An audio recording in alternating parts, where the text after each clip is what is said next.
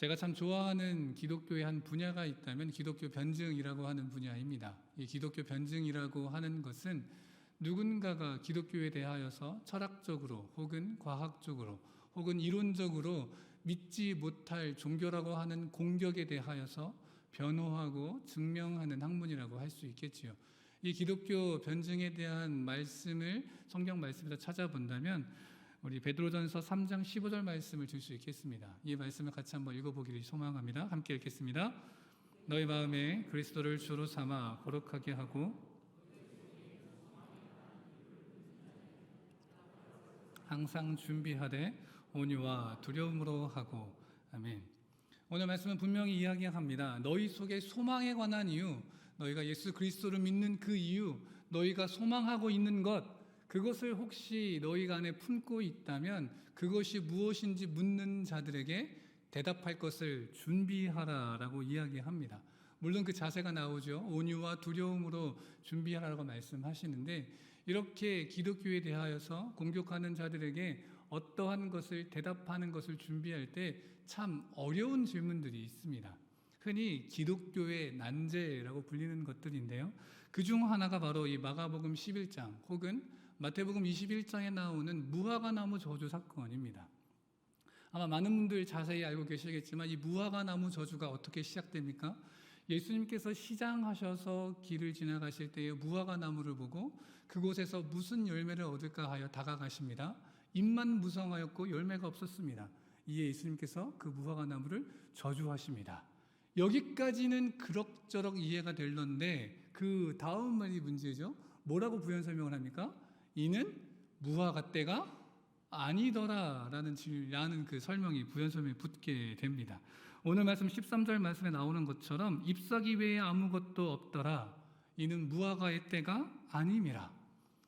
너무 이상하지 않습니까? 예수님께서 무화과 나무의 열매가 맺히는 때도 아닌데 무화과 나무의 열매를 찾으시고 열매가 당연히 없는데 그 나무를 화가 나서 저주하셨다라는 본문이죠.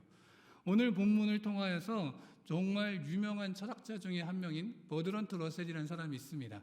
이 사람이 어떤 책을 썼냐면요, 나는 왜 기독교인이 아닌가라고 하는 기독교를 정말 신랄하게 공격하는 책을 썼습니다. 그 책에서 예수님의 이 본문을 말하면서 정말 비이성적이고 비윤리적인 처사이다, 나는 이 이야기 때문에라도 예수를 믿지 않는다라고 공격하였습니다. 어떤 사람은 그런 이야기를 합니다. 너무도 배고프셨던 예수님께서 무화과 나무 열매가 없는 것 때문에 화가 나셔서 홧김에 저주하셨다. 물론 사실 그렇죠. 인간의 욕구 중 가장 큰 욕구 중에 하나가 식욕일 텐데 배가 고픈데 열매까지 없으니 화가 나실 수도 있겠지만은 이렇게 해석하는 것도 무리가 있어 보입니다. 알버트 슈바이처는 그가 어떻게 이야기했냐면요, 십자가 사건을 앞두고 있는 극심한 스트레스 상황 가운데에서 무화과 나무를 홧김에 저주하시고 말았다라고 설명하기도 합니다. 그런데 이런 설명도 사실 우리에게 크게 와닿지는 않습니다. 대체 왜 예수님께서는 무화과 나무 열매의 때도 아닌데 열매가 없는 것을 가지고 왜 저주하셨던 걸까요? 정말 과격한 행동이 아니지 않을까 싶습니다. 그런데 우리가 오늘 읽었던 이 마가복음 11장의 본문은 예수님의 과격한 행동 두 가지에 대해서 이야기하고 있습니다. 이 오늘 본문은 예수님께서 예루살렘 성전에 입성하시고 월요일과 화요일 양 이틀간에 걸쳐 이루어졌던 일들을 기록하고 있습니다. 그리고 그 두 날에 걸쳐서 예수님이 보이셨던 정말 과격하고 어떻게 보면 폭력적인 그 상황들을 기록하고 있습니다. 오늘 본문의 구조는 이렇게 설명할 수 있겠습니다. 바로 무화과 나무 저주와 또 하나의 과격한 행동인 성전 청결 사건과 그리고 무화과 나무가 저주를 받아서 말라버린 사건, 이렇게 세 가지 사건으로 구성되어 있는 것을 살펴볼 수 있습니다. 그리고 우리는 이렇게 무화과 나무 저주와 성전 정화와 무화과 나무 마름, 이렇게 세 가지 구조로 된 것을 무엇이라고 이야기합니까? 샌드위치 구조라고 이야기합니다. 그래서 오늘 말씀 제목이 무화과 샌드위치입니다.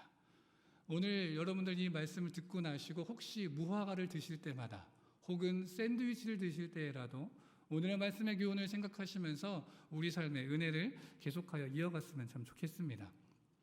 예수님의 과격한 행동은 무화과 나무 저주뿐만이 아니었습니다. 성전 청결 또한 그 어떠한 본문에 비교할 수 없을 만큼 과격한 행동이셨지요. 예수님께서는 성전에 들어가시기 전부터 이 성전 정화 운동을 준비하셨던 것으로 보입니다. 우리가 오늘 읽은 말씀은 아니지만 11절 말씀에 보면 이렇게 기록하고 있습니다. 예수께서 예루살렘에 이르러 성전에 들어가서 모든 것을 둘러보시고, 그러니까 예수님께서 예루살렘에 도착하시자마자 가장 먼저 하신 것이 예루살렘 성전에 들어가셔서 모든 그 행하는 것들을 둘러보셨던 것입니다. 날이 저물 때까지 자세하게 꽤나 오랫동안 지켜보신 것 같습니다. 그리고 날이 저물매 다시금 마을 밖 베다니로 나오셨습니다. 그리고 그 다음 날 들어갈 때에 오늘 본문의 이 무화과나무 저주와 성전 정화 운동이 일어나게 되는 것이지요. 다시 말해서 여러분, 예수님께서 무화과나무를 저주하신 것은 홧김에 저주하신 것도 아니고 배고파서 이성을 잃으신 것도 아닙니다. 성전의 모습을 이미 살펴보시고 이 성전이 가지고 있는 모습을 무엇으로 표현할 수 있을까? 무엇으로 제자들에게 알려줄 수 있을까? 다시 말해 최고의 시청각 교재로서 이 무화과나무를 사용하신 것입니다. 이때의 예루살렘 성전의 모습을 한번 살펴보기를 원합니다. 15절 말씀에 살펴보면 그들이 예루살렘 성에 들어가니라 예수께서 성전에 들어가사, 이때 이 성전에 들어갔을 때의 이 장소는 이방인의 뜰이라고 하는 공간입니다. 성전은 여러 가지 구역으로 나뉘어져 있고 그 구역에 들어갈 수 있는 자격과 신분이 제한되어져 있었습니다. 그 중에 가장 누구나 다 들어갈 수 있는 곳이 바로 이 이방인의 뜰이라고 하는 곳이지요. 그리고 이 이방인의 뜰, 이곳에서 끔찍하고 정말 어처구니 없는 일들이 진행되고 있었습니다. 이때의 시기는 대제사장 가야바의 시기입니다. 이 안나스와 가야바가 이 당시 대제사장 직분을 맡아서 이 종교의 모든 활동들을 집례하고 주관하고 있었습니다. 문제는 이때의 대제사장 가야바가 했던 행동들입니다. 그가 했던 것이 무엇이냐면 이방인의 뜰에 위치한 자기의 상점에서 수많은 것들을 판매하면서 오늘 말씀에 나오는 것처럼 비둘기를 팔기도 하고요, 염소와 같은 재물들을 팔면서 폭리를 취한 것이 문제였습니다. 단순히 물건만을 판 것이 아닙니다. 성소에 드려질 세겔로 바꾸는 과정 속에 어마어마한 환차이익을 거두게 되었습니다. 다시 말해 가야바는 하나님의 대제사장으로서 성전을 관리하고 거룩하게 지켜야 되는 자신의 임무를 망각하고 오직 자신의 이익을 위하여 그곳 가운데에 자신의 상점을 개설하고 상점과 환전상을 통해 자신의 이익을 얻는 데 급급하였다라는 이야기입니다. 그리고 그곳이 어떠한 곳이 되었습니까?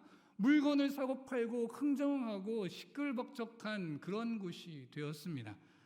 그런데 이렇게 가야바가 이 자신의 상점을 개설하기 위해서 했던 것이 무엇이냐면 로마와 결탁한 것입니다. 이 당시 이스라엘은 독립국가가 아닙니다. 로마의 지배를 받고 있는 나라였습니다. 그렇기에 그 당시 예루살렘 성전에 상점을 개설하고 이렇게 환정상을 여는 것, 그것을 위해서는 로마의 허락이 필요했습니다. 그리고 여러 역사 기록을 살펴보면 이 가야바가 이러한 권리를 얻기 위하여서 로마와 결탁하고 수없는 리베이트를 했다라고 기록하고 있습니다. 다시 말해서 자신의 이익을 얻기 위해서 성전을 이용한 것입니다.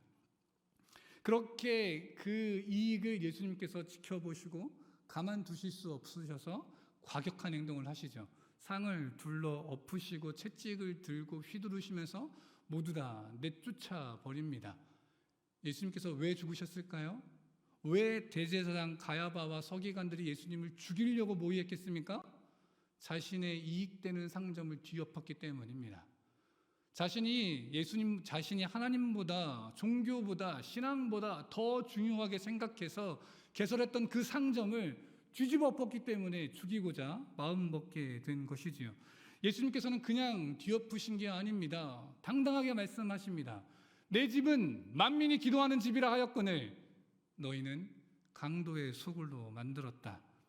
이사야 56장 7절에 하나님의 성전에 대하여 만민이 나와서 기도하며 거룩하게 자신을 드리는 그 집에서 예레미야 7장 11절에 말하는 것처럼 강도의 소굴로 바뀌게 되었습니다. 사실 강도나 다름없습니다. 어마어마한 폭리와 어마어마한 환차익을 거두었으니까 말입니다. 그런데 이 성전의 모습이 지금 우리의 모습과 별반 다르지 않음을 발견하게 됩니다. 여러분, 성전의 모습이 어떻습니까? 겉으로 보기에는 어떻습니까? 만민이 모여서 기도하는 집입니다. 모두가 나와서 함께 하나님을 뜨겁게 기도하는 곳입니다. 오늘 본문에 나오는 성전의 모습도 어떻게 보면 정말 열심히 모여서 예배하는 곳으로 착각할 수도 있겠습니다. 왁자지껄한 그 모습이, 물건을 사고 팔고 돈을 환전하는 그 모습이 어찌 보면 와, 저렇게 많은 사람들이 나와서 이렇게 문전성시를 이루며 이렇게 제사드릴 그 식물들 그리고 그 동물들을 사며 그리고 하나님께 헌금하기 위하여 성소의 세겔로 환전하는 이 모습 얼마나 아름다운가라고 착각했을지도 모르겠습니다. 그런데 어떻습니까? 그 실상에는 자신의 이익만을 구하려고 하는 더럽고 추악한 모습이 담겨져 있습니다.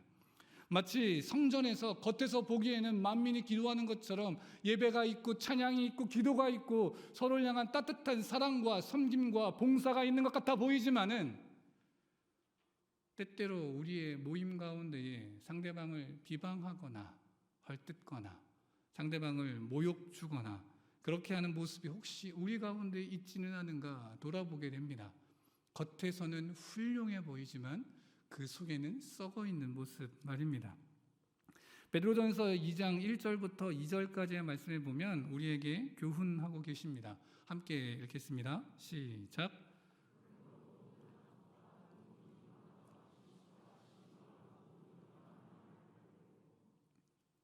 다음이요.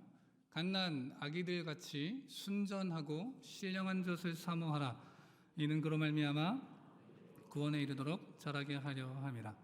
오늘 말씀은 분명히 믿는 자들에게 이렇게 권면합니다. 모든 악독과 모든 기만과 외식과 시기와 모든 비방하는 말을 버리라. 이 말씀에 우리가 당당할 수 있습니까? 제가 청년대학부를 담당하고 있지 않습니까? 젊은이들 사이 가운데 이런 말들이 많이들 돌아다닙니다. 시기하고 질투하고 비방하는 말. 청년들만 그럴까요? 우리 모습은 어떻습니까? 오늘 말씀 가운데 분명히 이야기합니다. 이러한 모든 것들을 버리고 갓난 아이들 같이 순전하고 신령한 젖을 사모하라. 이는 그로 말미암아 너희로 구원에 이르도록 자라게 하려 함이라 라고 말씀합니다. 여러분, 구원이 무엇입니까? 구원은 이미 그리고 아직이라는 단어로 표현될 수 있습니다. 구원은 이미 우리에게 임했습니다. 2000년 전 예수님께서 십자가의 죽으심으로 우리의 모든 죄를 사하셨기 때문에 모든 자들에게 이미 구원이 임했습니다. 그러나 구원은 이루어가는 것으로 아직 우리에게 온전히 이루어진 것이 아닙니다. 그러니 구원을 받은 자들이 구원에 이루어져 갈 수 있도록 그렇게 자라가기 위하여 우리가 버려야 할 것들, 바로 모든 악독과 기만과 외식과 시기와 비방하는 말. 혹시 오늘 우리의 입술 가운데 이러한 모습이 있다면 내가 기도하고 사랑하고 섬기고 희생하는 말이 아니라 시기하고 질투하고 비방하는 모습이 있다면 버려야 할 줄을 믿습니다.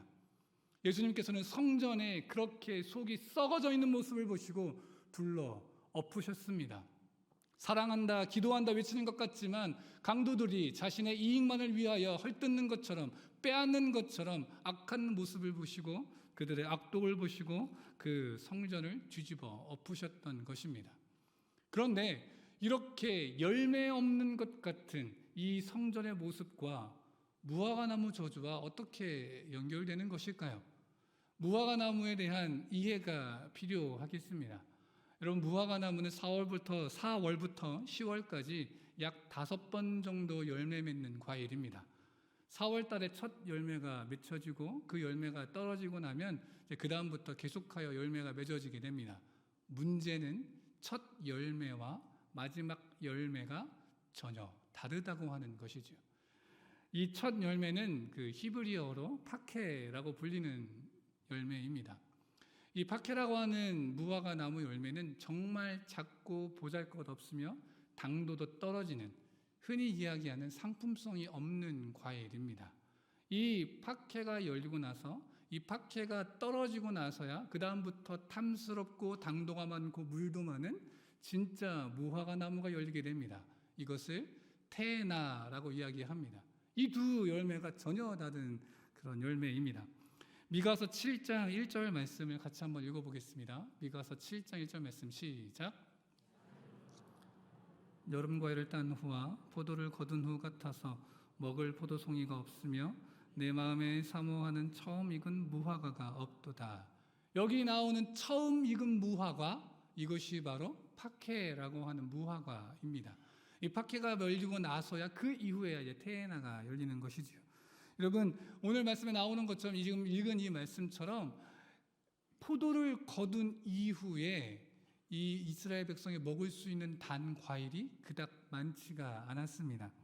이스라엘 지역의 8월 달에는 포도가 열리게 됩니다. 9월 달에는 석류가 열리고요. 10월 달이 되면 단 과일은 아니지만 올리브가 수확될 때입니다. 그리고 11월 달이 되면 대추야자, 드셔보신 분들 꽤 계실 텐데 정말 꿀보다 더 단 그 대추야자가 열리는 시기입니다. 그리고 11월에 열린 그 대추야자를 마지막으로 추운 겨울이 지나가고 봄이 다가오고 그 봄이 지나갈 4월 혹은 5월이 될 때까지 누구도 단 과일을 먹을 수가 없었습니다. 딱 한 부류만 단 과일을 먹을 수 있었습니다. 그들은 바로 0.5% 정도 차지하는 부유한 층들이었습니다. 그들만이 대추야자 수확한 것을 창고에 쌓아두고 먹고 싶을 때 단 것을 먹을 수 있었습니다. 그렇기 때문에 4월이 될 때까지, 이 파케가 열릴 때까지 이스라엘 백성들은 과일을 먹을 수가 없었습니다. 제철이 아닌 과일은 너무 비싸기 때문이지요. 그런데 이 4월이 되고 나서 파케가 열리게 되면 그제서야 비로소 이 무화과 열매를 먹을 수가 있게 되었습니다. 그리고 이 파케는 앞서 말씀드린 것처럼 상품성이 없습니다. 그렇기 때문에 이 무화과 나무를 소유한 소유주들은 행인들이 지나가다가 파케가 열렸을 때 따먹는 것을 권장했습니다. 내버려 두었습니다. 왜냐하면 그 파케가 떨어져야 그 안에서 테에나가 열리기 때문입니다. 그렇기 때문에 이 파케는 말 그대로 4월부터 5월까지 이스라엘의 가난한 자들이 마음껏 단 과일을 먹을 수 있는 정말 선물과도 같은 열매였습니다. 그렇기 때문에 이 여름의 시작과 동시에 공짜로 먹는 파케를 간절히 기다리는 것이 이스라엘의 그 당시 모습이었습니다. 그러니 앞서 읽은 미가서 7장에서도 먹을 포도송이가 없으며 내 마음에 사모하는 처음 무화과라는 표현이 그래서 등장하게 된 것입니다. 다시 말해서 예수님께서 잎이 무성한 무화과 나무를 바라보시고 기대하신 것은 파케입니다. 6월절 이때는 파케가 열리는 시기이기 때문입니다. 그래서 잎이 무성하였기에 그 나무에 다가가서 파케를 구하였지만은 파케가 열리지 않은 것입니다.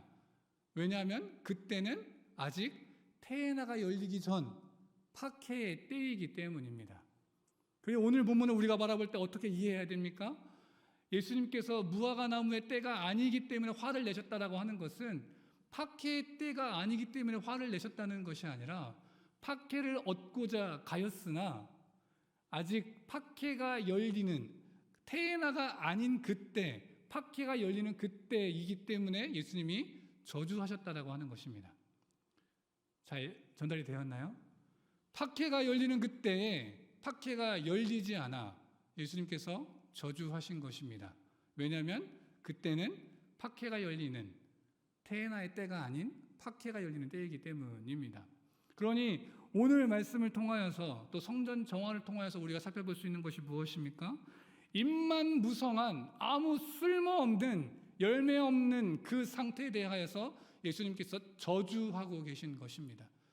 성전의 모습이 어떻습니까? 잎이 무성해 보입니다. 수많은 사람들이 왔다 갔다 합니다. 제사를 위하여서 물건을 사고 팔고 성소에서 세계를 교환합니다. 그 모습이 겉에서 보기에는 정말 많은 사람들이 힘써 예배하는 것처럼 보일 수 있겠지만은 아무 열매가 없습니다. 마치 무화과 나무가 잎이 무성하고 아무 열매가 없는 것처럼 말입니다. 그래서 저주하십니다. 무화과 나무가 말라버립니다. 이 결과처럼 성전은 주후 70년경 완전히 무너지게 됩니다. 무화과 나무가 마름같이 말이지요. 이렇게 예수님께서는 무화과 나무를 시청각 교재로 사용하셔서 열매 없는 성전과 그것의 결과를 경고하셨습니다. 그런데 문제는 제자들의 반응입니다. 제자들이 그것을 바라보고 성전 청결과 함께 성전의 결과, 열매 없는 것의 결과에 대하여 경각심을 가졌으면 좋으련마는 그들은 예수님의 기적에만 관심을 갖습니다. 무화과 나무가 마르니까 이 마른 것을 바라보며 왜 일이 일어났는지에 대해서, 왜 이렇게 일이 발생했는지에 대해서 탐구하는 것이 아니라, 우와, 저수했더니 말랐네? 예수님, 이게 어떻게 된 일입니까? 이렇게 물어보는 것이 오늘 본문의 말씀입니다. 예수님께서는 아직도 깨닫지 못하고 여전히 이적의 결과에만 관심 있는 그들에게 기도의 응답에 대한 원리를 알려주십니다. 기적의 내용에만 관심 있는 이 제자들에게 기도할 때에 어떻게 기도하라라는 오늘 본문의 말씀을 알려주시는 것이지요. 너희에게 이르노니, 이 기도의 내용을 쭉 요약한다면 바로 그겁니다. 너희가 기도할 때에 받은 줄로 믿으면 그것이 이루어질 것이다 라고 하는 것입니다. 다시 말하면 너희들이 기도할 때에 받게 될 것이다 라고 믿는 것이 아니라 어떻게 해요? 이미 받았다 라고 여기라 라고 하는 말씀입니다. 이 두 가지는 큰 차이를 갖게 됩니다. 기도대로 이루어지는 것과 이미 받았다라고 여겨지기 때문에 내가 변화하는 것, 이 두 차이를 갖고 있습니다. 내가 기도하는 대로 이루어지게 되는 것, 받게 되는 것은 나는 변하지 않고 상황만이 변하는 것입니다. 그러니 그 다음에 똑같은 상황이 발생하면 어떻게 됩니까? 또 문제가 되고 또 기도하게 되고 또 어렵게 됩니다. 그런데 여러분, 내가 변화하게 되면 어떻습니까? 그 다음부터 똑같은 상황이 다가온다 하더라도 더 이상 나에게 문제가 되어지지 않습니다. 기도 응답을 받는다고 하는 것이 상황의 해결만이라면 그것은 나에게 당장은 도움이 될 수 있겠지만 그 이후에는 아무런 유익이 되지 못합니다. 그러나 내가 기도하고 그것을 받은 줄로 믿고 내가 변화하면 같은 상황이 발생한다 하더라도 이제는 나에게 그것이 문제가 되어지지 않는 것입니다. 그렇기에 내가 변화하는 것이 진짜 기도의 응답입니다. 여러분들이 기도하고 있는 것이 있으십니까? 어떠한 상황의 해결과 변화를 위하여 기도하십니까? 그것이 그대로 응답받는 것도 응답이겠지만은 여러분, 진정한 응답이 무엇입니까? 내가 그런 것이 문제가 되어지지 않는 상황이 되는 것입니다. 나의 믿음의 수준이, 하나님을 향한 나의 사랑이, 하나님의 은혜를 향한 갈망하는 나의 사모하는 마음이 이러한 세상의 어려움과 시험과 곤란함과 고통 속에서도 전혀 문제가 되어지지 않는 것으로 내가 성장하고 열매를 맺어가는 것입니다. 이것이 진정한 기도의 응답입니다. 기도했다고 해서 상황만 바뀌는 것은 아무 열매를 맺지 못합니다. 그러나 내가 변화할 때 나의 변화를 통하여 성장하고 열매를 맺게 됩니다. 아무 열매 맺지 못하는 성전을 바라보시면서, 아무 열매 맺지 못하는 무화과 나무를 바라보시면서 저주하셨던 예수님께서 기도하는 이 기도의 원리를 제자들에게 가르쳐 주시면서 열매를 맺는 기도, 상황이 변하는 것뿐만이 아닌 내가 변화하여 열매 맺는 기도에 대한 원리를 오늘 말씀해 주고 계신 것입니다. 25절 말씀에 이렇게 말씀하시지요. 서서 기도할 때에 아무에게나 혐의가 있거든 용서하라. 이게 조금 뜬금없지 않습니까? 기도의 자리에서 갑자기 용서의 단어가 나옵니다. 이 용서는 변화에 대한 이야기이신 것입니다. 내가 변화해야, 내가 성장해야, 내가 열매 맺어야 그것이 진짜 하나님의 응답이 이루어지는 것이다 말씀하고 계신 것입니다. 오늘 말씀을 정리합니다. 말씀 제목, 무화과 샌드위치를 기억하십시오. 무화과를 먹을 때에, 샌드위치를 드실 때에도 나는 과연 이 무화과 같은 달콤한 열매를 맺고 있는가? 아니, 달콤한 열매가 아니더라도, 온전하지 못하더라도, 부족하고 당도가 적은 파케라 할지라도 맺어가고 있는가 돌아보아야 합니다. 주님께서 원하신 것은 달고 맛있는 완성된 테에나가 아니었습니다. 그저 지금의 때에 맞는 내가 맺을 수 있는 최선의 결과인 파케였습니다. 내가 열매를 맺어가야 되는데 나는 아직 준비가 안 됐습니다. 나는 아직 더 준비되어져야 됩니다. 라고 열매 맺기를 혹시 거부하고 계십니까? 열매 맺어야 됩니다. 예수님은 지금 상황에서 맺을 수 있는 최선의 열매를 원하시는 것입니다. 완성될 때까지 숙성하는 그런 열매가 아니라 지금 내가 파케의 때라면, 아직 내가 완족하지 못하더라도, 아직 내가 부족하더라도 지금 내가 있는 일상의 삶 가운데에서 열매를 맺어갈 수 있는 우리가 되어지기를 원합니다. 기도하실 때에 받게 될 것이 아니라 이미 받았다. 그러니 나의 삶이 기쁘고 감사가 넘치는 삶으로 변화되어져서 지금 나에게는 문제가 돼서 기도하지만 이제는 내가 더 이상 문제가 되어지지 않는 성장한 열매 맺는 우리가 되어지기를 간절히 소망합니다.